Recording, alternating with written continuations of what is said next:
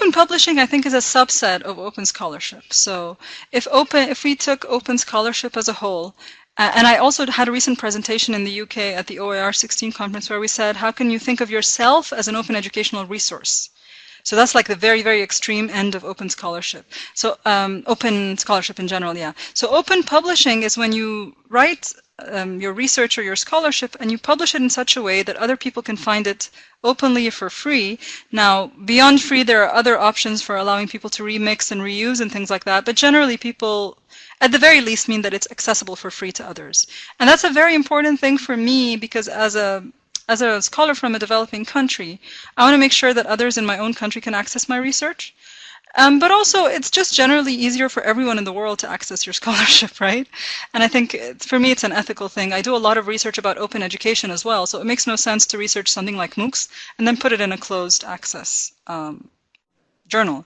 I could write it in a book because books are different, but I think for journals, it doesn't really cost them more to do it free online, and so I try to find open access options. But the rest of open scholarship is more than that.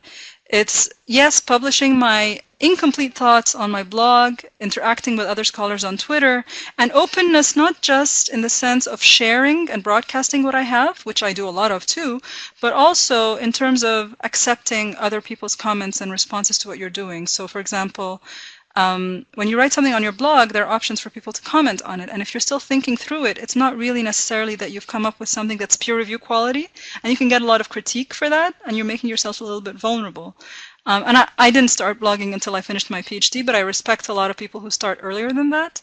And when you know you're not necessarily confident in what you're doing, but you're getting a lot of help by other people who are a little bit more senior than you, have more experience, or even peers who are just thinking with you. And I find that very helpful to my research, and it helps me connect with other people.